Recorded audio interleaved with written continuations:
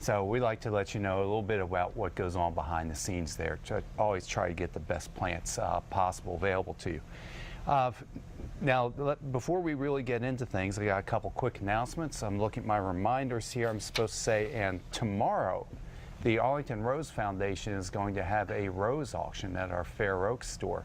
That begins at 2 o'clock. It goes from 2 o'clock to 4:30. But what they're doing is they take cuttings. These are not sort of like the roses that you commercially find available. They're not really comparable to the roses that we sell at the garden center. These are smaller starter plants. They propagate themselves, but it also gives you an opportunity to get some very different things, maybe some old varieties, pass along plants that you may not be able to get otherwise. So again, that's going to be at 2 o'clock at the Fair Oaks store, so you'll want to stop by. It's free to members, but there's a nominal fee if you're not a member, but that's really just they're trying to build the membership, and it's a great organization doing lots of community service there. And like I said, right now we're not offering the seminars. We're at that little in-between stage, but coming up real soon, starting on the 22nd, of course we'll have our holiday decorating classes, and on the 20th is going to be the ladies' night out. So all that's coming up pretty soon. So we'll give you more details as that time gets a little closer. But we're going to go into our topic today, which is fall color. And Michael, you brought a lot of great plants and great ideas and suggestions how to really make the most out of this really beautiful season. Yeah, and there's a lot of ways to do it. And sometimes it's not always the plants that necessarily color up with, you know, fall leaf color that are providing you that interest, but sometimes it's just as simple as an ornamental grass that's actually dying out and drying, and that's, you know, that's what's providing you the interest. So yeah, so contrary, you know, we were just listening to Dave's Aaron saying, oh, we got the cold and the season's over. We're here at odds with that, saying no. No, the season is just beginning. It's just a new season, a different time exactly. of interest. That's why I look at it. There's never an end. It's Thanks just a for that cycle. introduction, Dave. Yeah, that was perfect. Exactly. Well, let's kick this off with a couple pictures of kind of things that you might get to enjoy out in the landscape. Yeah, the grand entrance of our store at the Fair Oaks location, and you know, you see the beautiful burning bush fall color there, but right next to it, a lot of people might not recognize is a plant called beautyberry, Calicarpa, and that's a fantastic plant. That actually is more of a unique cultivar with the white fruits on it. The next picture is actually one with the same plant, but it has the regular colored fruit, which is purple, which is fantastic. I mean, to get that colored fruit in the landscape, other than grapes, I can't think of a whole lot that has that color. Yeah.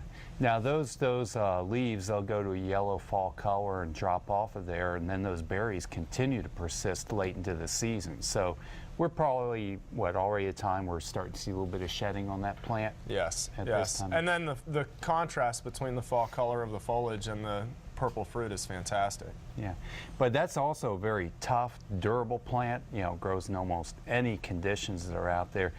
I think because it gets a little bit of size to it, we don't see it used that often in landscape. You know what, maybe 6 feet, 8 feet, both in height and spread. Exactly, and a lot of people will keep it pruned down to a little bit lower than that, but yeah. Yeah, but if you got the space, that's a showstopper when those berries are in full color there. So we thought, hey, while we're talking about berries, we'll just kind of keep going a little bit with that theme. And everybody's favorite winterberry holly. You know, this is the plant that you're using for cuttings, for arrangements come Christmas time. Once the leaves drop off and those stems pack with fruit, that's one of people's favorite cut branches to purchase in the wintertime for Christmas arrangements. And red sprite is a fantastic cultivar. You can see the fall color setting in on the leaves with the fruit, and then once the leaves drop off the plant, the fruit's left over, and that's a nice size cultivar, stay in that 3-foot range. Right, and of course there are so many varieties of this winterberry. There's ones that have different berry and fruit color on it. You can get sort of oranges and yellows in there, so there's a ridiculous number of varieties and cultivars in there. And again, when we say holly, you know, most people just assume we're talking evergreen. Exactly, they don't realize there are deciduous hollies as well. Yeah. But like other hollies, you do need a boy and a girl on these, right? You do. You need a male pollinator. Now, there's a few cultivars that have come out, or should I say different plants that people are offering where they have both the male and female plants in the same pot, so you may not necessarily have to plant a totally separate male pollinator for that, which is fantastic. But yes, you should be planting a male pollinator for every 3 or 4 females. I didn't realize it. I'm so glad to hear what they're doing that. I mean, that's like they are doing that. So long overdue. Yeah, they are. They have been doing that here. So. Yeah, that's going to save a lot of headaches for us at the plant clinic. Yes, yes, exactly. People always coming in and saying, "Oh, I planted this, but I don't have any berries." So I like that they just put the boy and the girl together, make it easy for us. Yeah. Well, we talked a little bit about foliage color. We talked a little bit about pretty fruit and berries. Just because it's getting cold outside doesn't mean that things are done flowering. Camellia is a perfect example. There's a lot of fall blooming camellias. You know, everything from snow flurry, which is a white, to winter star, which is a pink. I believe we have a few more. Yeah, there's winter star, which is a fantastic plant. We saw hundreds of those this past week on our trip. And winter's charm, which is another fantastic one. There's winter's charm right there. So you get these really engineered blossoms where you're going to get a little bit more of a double and triple petaled look to them. And then Yuletide, which is my favorite. And Yuletide is a fantastic one, appropriately named because it does typically bloom right around Christmas time with that red and gold effect. Right. Now, we had mentioned, of course, that this is also so valuable as for pollinators late in the season when there's really not much place. Appropriately, you know, showed the picture with the yellow jacket there. Yeah, absolutely. Camellias are a fantastic source of nectar for bees on a warm winter day when bees are typically inactive. Their metabolic activity is a little bit lower. And then all of a sudden we have a warm spell here and there, and they come out and they need to be a little bit more active, and they need something to feed on, and there's not everything flowering that's going to be available for them. So you do have these camellias that are then in bloom and an available nectar source for them. Yeah. So anyway, those are just a couple little introductory ideas of how you can add this fall color, extend the gardening season. But we're going to have to take a little commercial break. When we come back, Michael's got more great suggestions for us. Please stay tuned.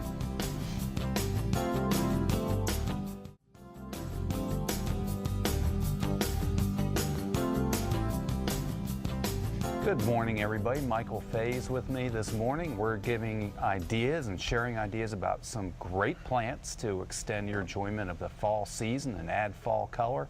Now, let me say, quite a few of the leaves are already coming down, but plenty of the leaves are coming nice down. Fall. Exactly, and still plenty of winter interest and fall interest left to enjoy. Yeah, I think that all the moisture and the cool weather that we've had this year has been really pretty spectacular. Yeah, it's created for an interesting year. I think I was seeing a lot of fall color starting much earlier than usual because plants had put on so much growth from the spring rainfall we had. They were almost starting to drop and go into color a little bit earlier this year, which was very nice. I know for me, it's my favorite season of the year. It's just I get a little bit bummed out when the days get so short I can't go out to enjoy it. As soon as the time falls back, yes, yeah, exactly. That's the thing. Yeah. But we're going to start out now with really one of my personal favorites. Let's just bring the picture up. Yeah, witch hazel, and this is a fantastic plant. Obviously, this is not what's happening now with these witch hazels, although the native Virginiana is in flower. But these are two of my favorite personally, Arnold's Promise and Diane. And the difference from the flower color here is also carried through in the difference of the fall leaf color, which is fantastic, how these are two very, very similar plants. All right. Now, if I understand, like you were mentioning the native witch hazel, so these are hybrids, right? These are hybrids, that's correct. Exactly, but they give us a little more dramatic foliage. Exactly. I mean, little dramatic flowers and bloom and you in see the winter time. And you see the drastic difference from the Arnold's Promise to the Diane flower. If we go to the next image here, we've got a picture of the difference in the leaf there as well.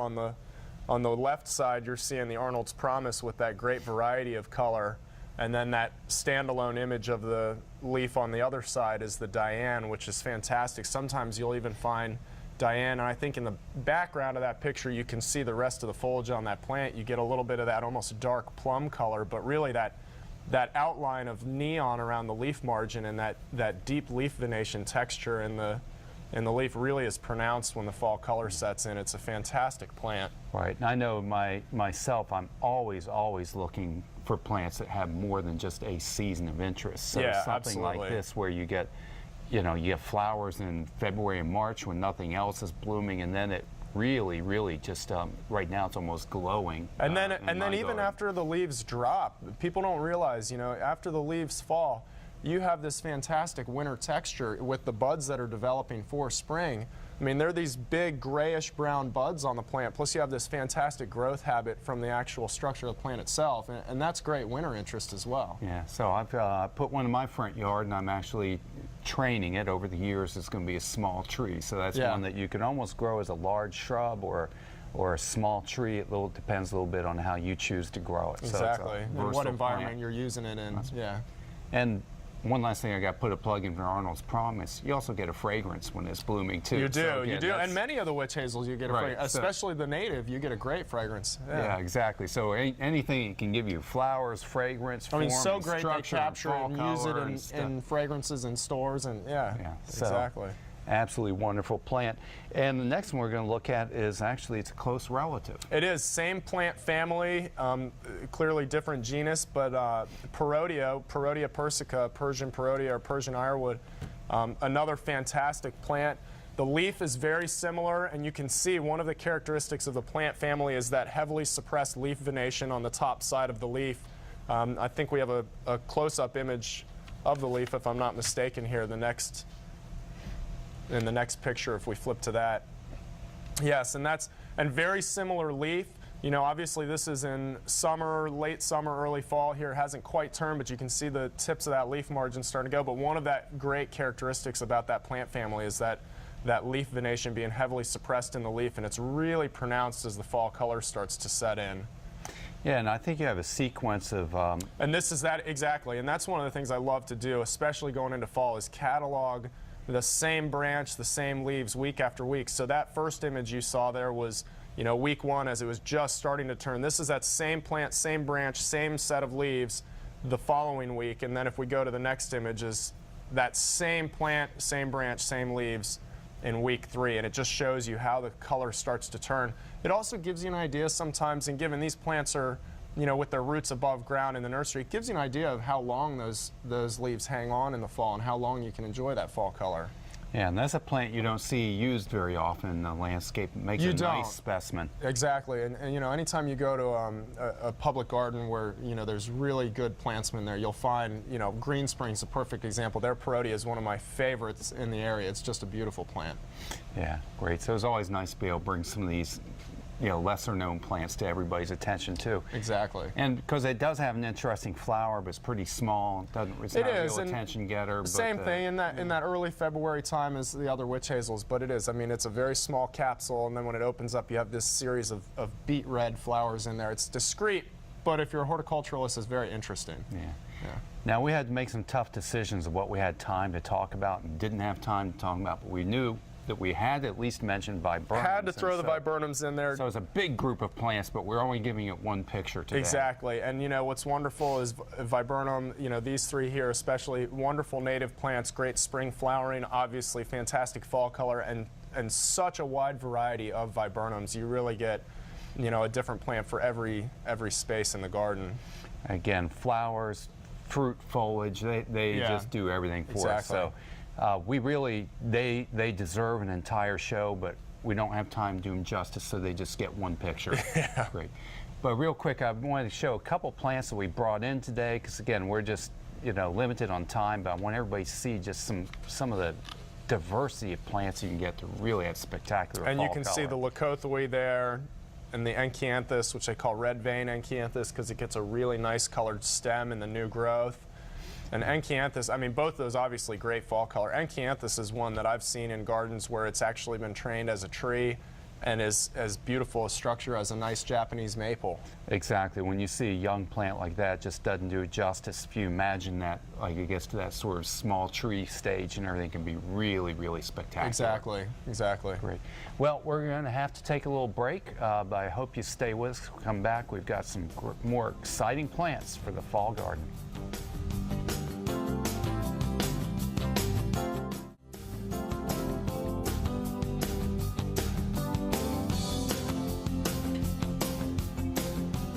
Well, Michael and I are here with you today talking about fall color and how you can add beautiful flowers and berries and foliage to your landscape.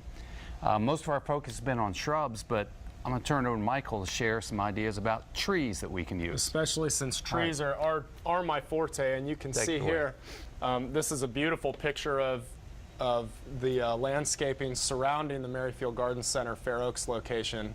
And this is, you know, again, going with my cataloging of fall color, this is week 1, and then the next image that we have is actually the following week from the same location exactly. And if I step out a little bit here, you can see, I mean, that's just completely vibrant, beautiful fall color. You get a good assortment of these tall tulip poplars that you're getting a little bit of orange and yellow in. You know, you have your red maples over here that are giving you a little bit more red fall color.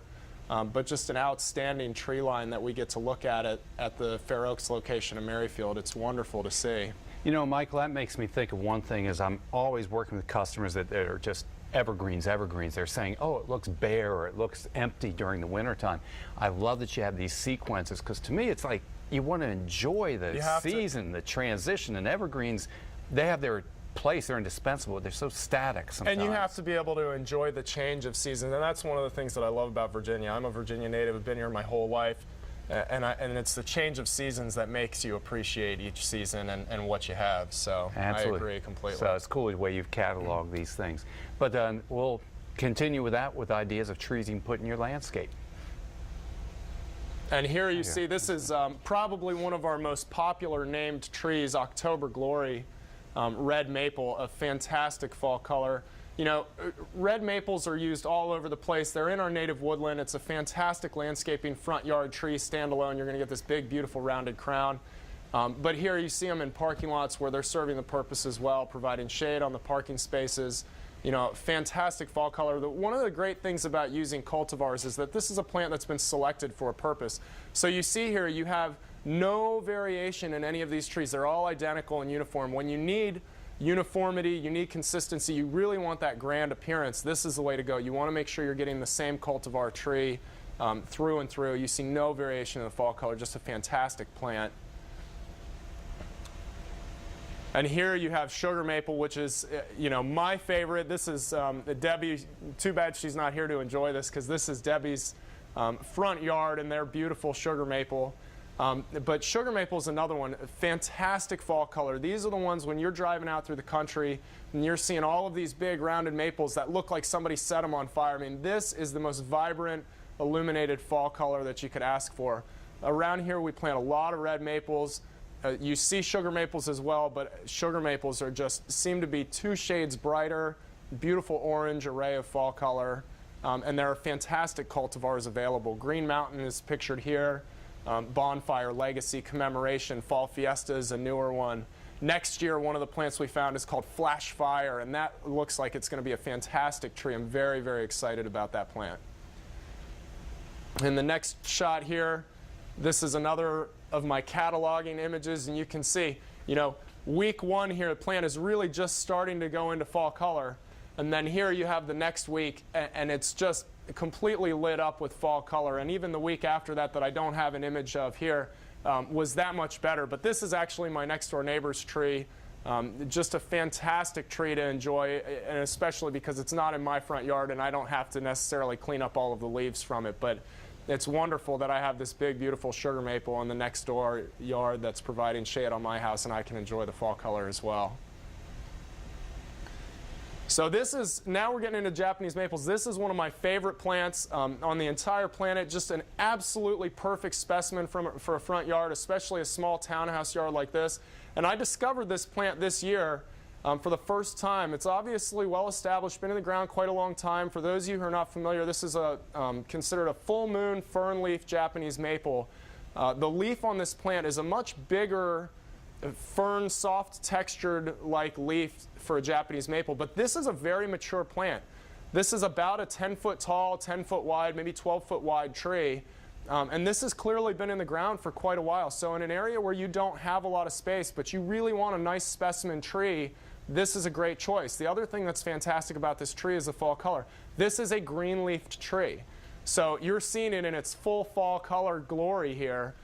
Which ordinarily you may or may not know. If you come into the landscape nursery in the spring or summertime, this is a green leaf plant. So remember, a lot of times you want a red-leafed plant for a front yard, but those green-leafed plants sometimes are giving a fantastic show in the fall. And I think the next picture here we actually have, exactly, and so this is, week one when it's really starting to go into fall color, and you can see in the back here, a lot of those leaves are still very green. And this next image here is that same plant 1 week later, and the entire tree at that point has gone into fall color and is just a beautiful crimson red, especially with a little bit of early morning rain on it. The colors just stand out. And this is the same plant this year in the garden center. This year's fall has been fantastic, as David and I were talking about earlier. Everything, even plants that are giving you good fall color on a typical year, this has just been an outstanding year for fall color. So this same fernleaf Japanese maple is, whereas in previous years you're seeing it turn like a crimson red color, right here it's just on fire and just absolutely beautiful. So this is one of my favorite images because I use this in a lot of my seminars. This is actually an image that David took years ago, and I love to throw this one out there because immediately I get red twig dogwood as a response when I ask what it is. In fact, this is actually a coral bark Japanese maple, but this gives you a great idea of what twig color can do. It's although this is a plant for fall color certainly, and we have a fantastic array of fall color on the tree when it has foliage. As soon as it drops, this is the winter interest that you're going to get. You can imagine this with a little bit of snow on the background, on the ground in the background. How much this color will pop. This is a dry winter day.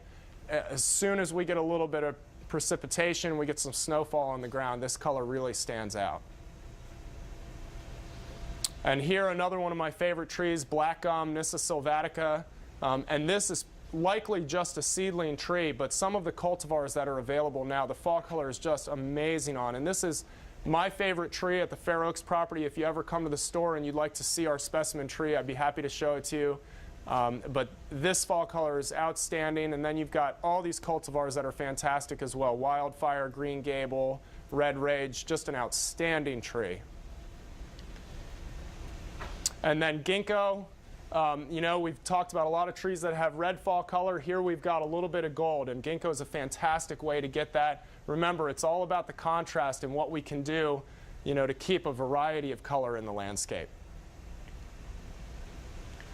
And here's the individual leaves of the ginkgo, week one, and then the fall color setting in here. Well, Michael, thanks. I know those are tough choices we've had to make as far as the ones that we could show, but only allow us so much time. So tell me we're going to take another break. Stay with us though, because we're just getting warmed up here. We got a lot more to show you. Be back in just a minute.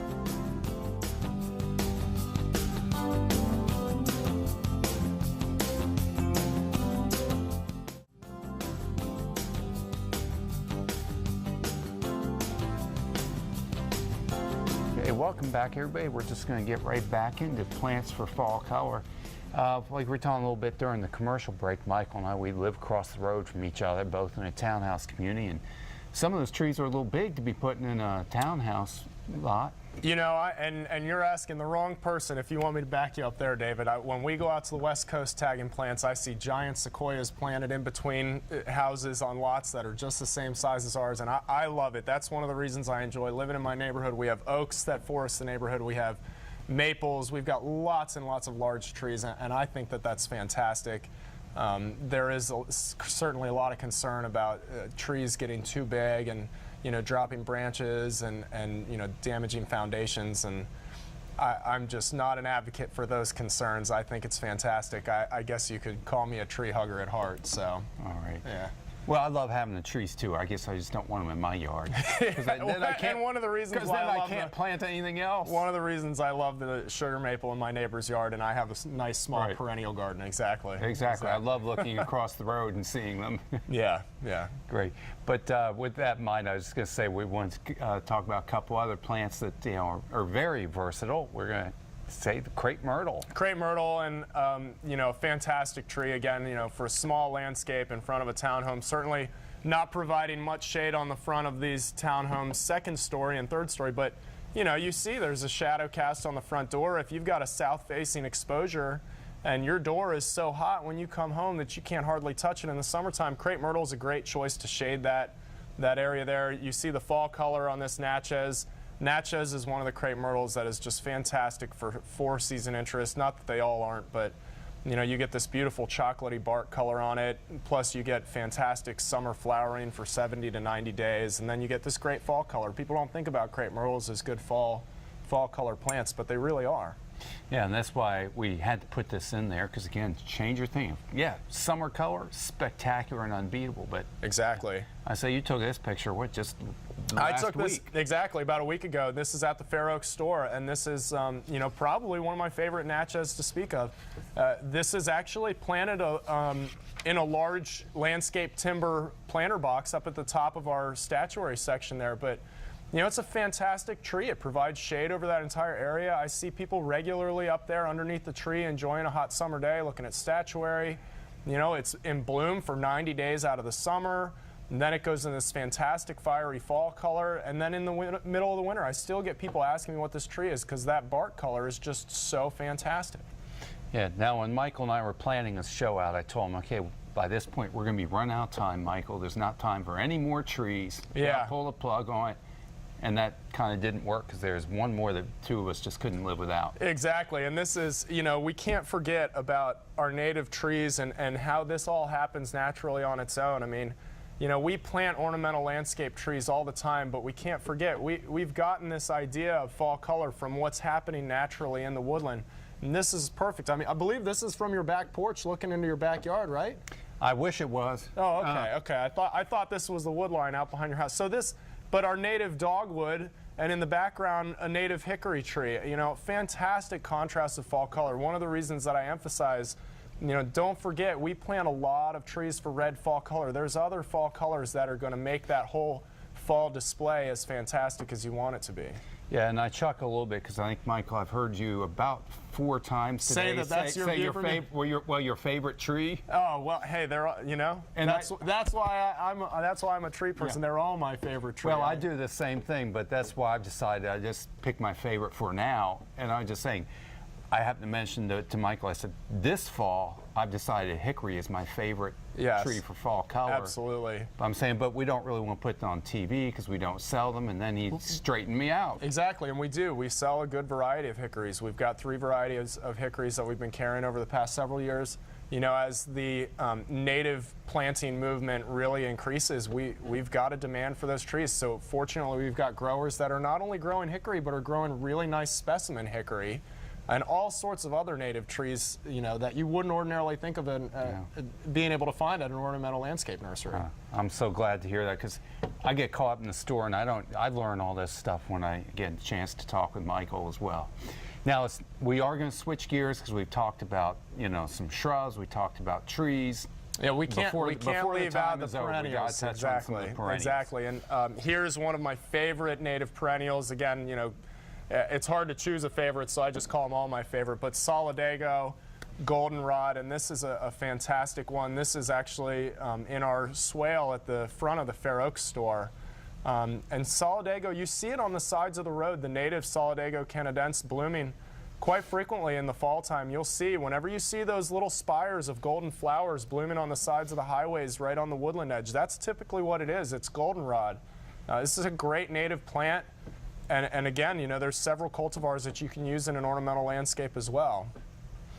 Yeah, and we're looking at another native plant here, the tick seed, but we're talking a little bit about sort of environmental services, I guess is the buzzword that these plants do, more than just our enjoyment of pretty flowers. Yeah, and that's very important. And again, there's a big native movement. There's a lot of people out there that are interested in the preservation of our wildlife and beneficial insects that are actually pollinating and providing the ability for trees and other plants to bear fruit, and that's something we have to cater to, and these plants are fantastic for that, providing nectar for bees, food sources for ladybugs. And you're going to have to go these next couple pretty quick, because we're already running out of time. And we can flip through them very quickly. Toad lily, Triceratops hirta, a fantastic fall blooming plant in the garden. If we go to the next one here, we've got anemone blanda, Grecian windflower, and you can see the 2 different varieties of anemone there, just a fantastic fall bloomer. And then the last one there, a fantastic way to get creative and really enjoy the fall season. Absolutely. So we're going to have to take another commercial break, but when we come back, we want to hear from you. This is where we get to talk and visit you, share ideas. So please give us a call. That phone number is coming up on your screen, and it's going to be 703-387-1046. We look forward to talking to you when we get back.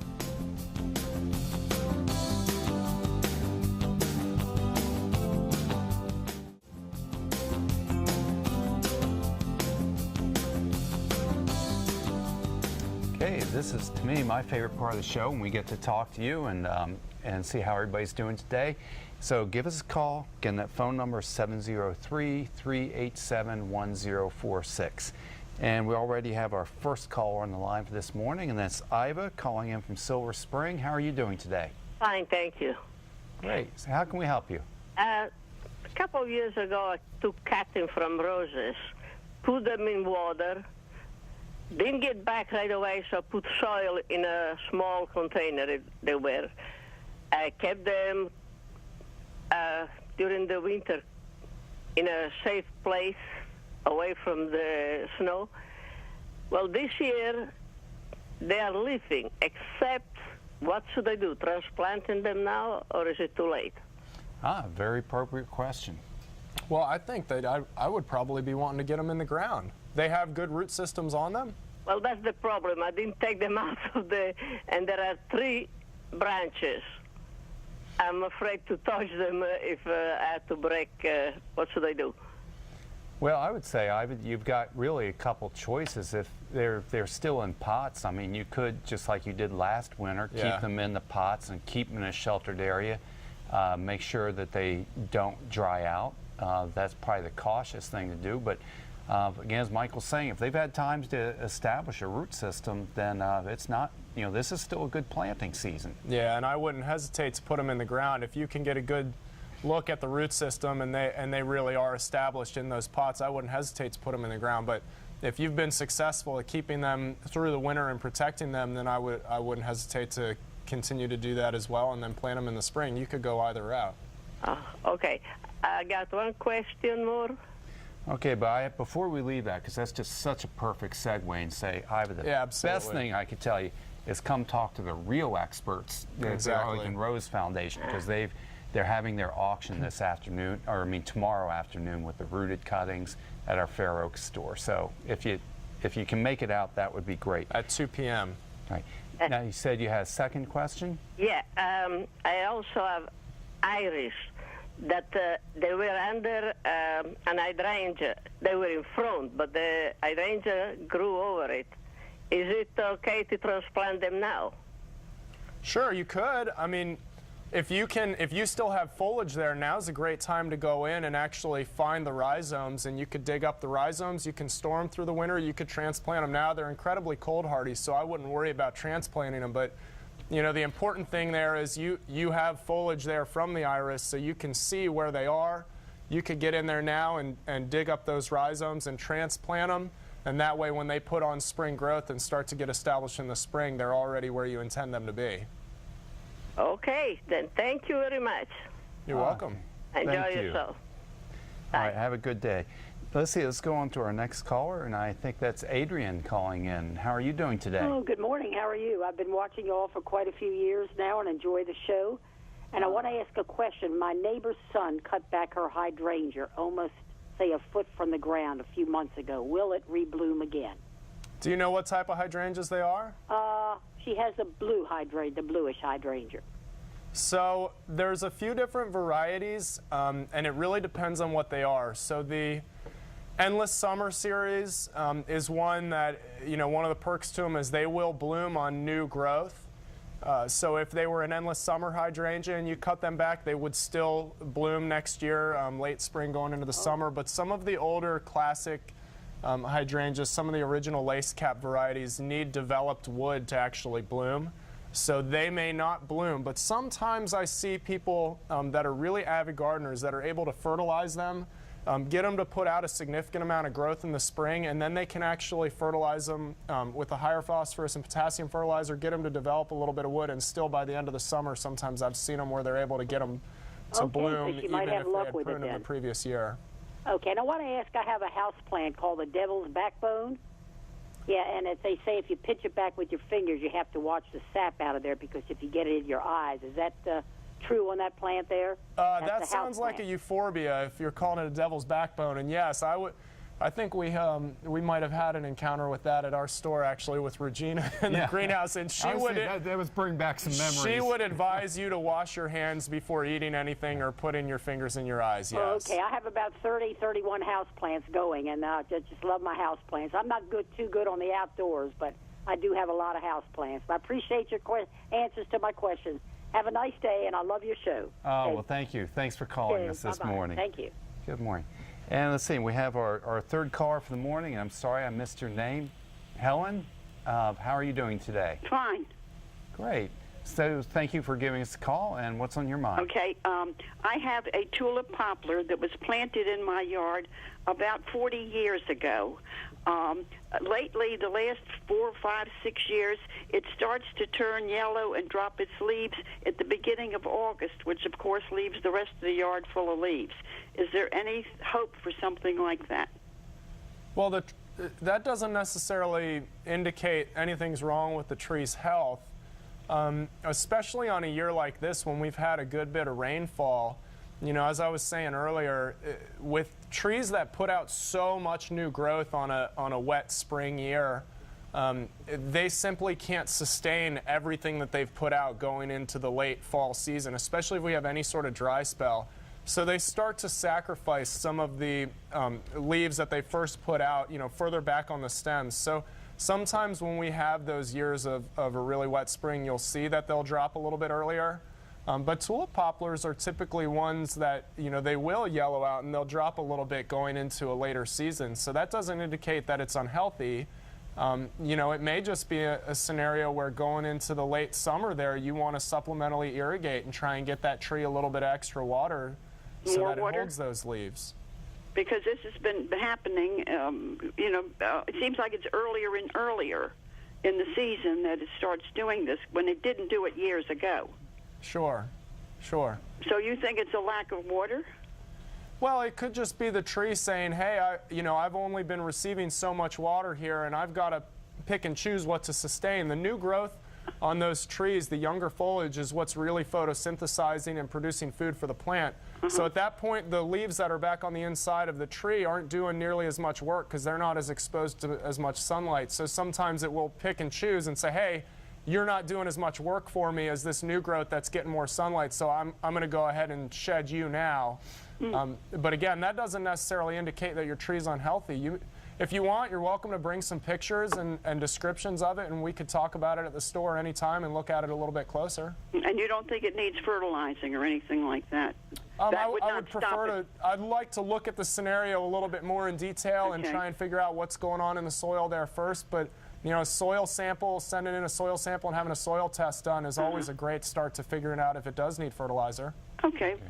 Well, thank you very much. You're welcome. Well, thank you for calling again. Michael and I both work at the Fair Oaks store, so give us a call there anytime. I'm sure you can give you my email address or Michael's, and a lot of times we can start with pictures and then follow a dialogue like that a little bit further. Exactly. But we're going to have to take a little break right now, but stick with us because we've got more of your calls when we get back.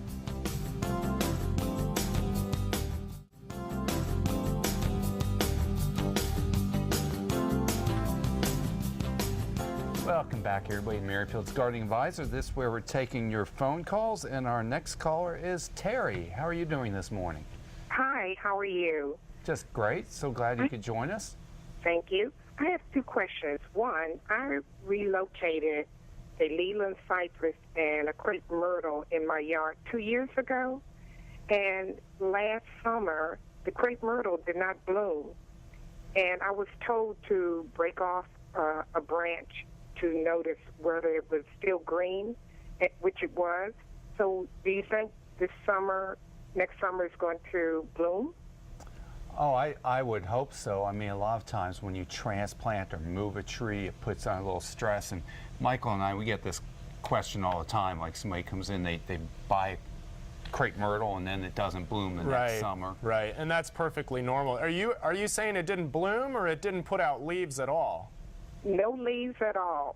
Oh. So that... Oh, I heard it didn't bloom, but no leaves, that's a little different story. Yeah, if it didn't put out any leaves at all, that's probably not a great sign. That usually, even if a plant doesn't bloom, it's still going to leaf out, and if it didn't leaf out at all, then it's probably not going to make it. Oh, okay, so probably this summer I should remove it, have it dug up, and maybe plant another one. Yeah, that'd probably be a safer way to go. Okay. Also, I have a lot of azaleas, hostas, crepe myrtles, fatinas in my yard. How can I prepare it for the winter? What can I do? Is there one type of fertilizer I can use for all of it? Well, I will say now, those are all pretty hardy, reliable plants. They don't necessarily require preparation for the winter. You know, we don't really have damage on there. But if you wanted to do fertilizer on those, our Merrifield flowering plant food would be appropriate, and you can use it on all those plants, and you can use it now at this time of year. Okay, what is it called, Murray? What type It's the Merrifield flowering plant food. Okay. Okay. Yeah, and you could use it on all those, you know, the perennials, the shrubs, and like I said, the idea is that you're getting a little bit of root growth, root development this time of year, and they would benefit from applying that right now. Okay. And next spring, summer, I should fertilize everything, all the plants and well, trees? again, the thing with fertilizer, and we talked about this a little bit last week. Were you watching, Terry? No, I missed last week. Sorry. Oh, my goodness. Terry, well, we have the episodes on our website, but I caution you, got to watch every week. You just don't know what you're going to miss. Okay. But my thing with fertilizer, I don't push a lot of fertilizer. Fertilizer makes plants grow bigger, they grow faster, but it's not like medicine. It's not required by the plant. Okay. So you decide. Unless I believe Terry, I believe you said your plants were in containers. Is that correct? Well, they're in the ground in the yard. The azaleas, hostas, crepe myrtles, they're in the ground in my yard. Yeah, okay. Yeah. Absolutely. So to me, you can fertilize them anywhere from 1, 2, 3 times a year, depending on how much you want them to grow. So if they're young and you're really trying to promote some growth on them, you could do it now and again next spring. But if it's a mature garden, you're not required to fertilize them. Okay. Thank you very much for your answers. Okay, yeah, and please, everybody knows that, or if you don't know, on our website, we do catalog the past episodes, and you get a lot more detail about fertilizing trees and shrubs from last week's show. And I think we have time for one more caller in here, and let's see, I think Julius, are you on the line? Let's see. Julius, are you there? Yeah, I'm calling you I have a plant. It's a spinach plant, African spinach, and it's had purple seeds on them. I want to know if this the time to put the seeds down in the ground? Do I take them up and replant them, or do I bring the whole plant on the inside of the house for the winter? This is my first time planting these plants, and I don't know too much about them.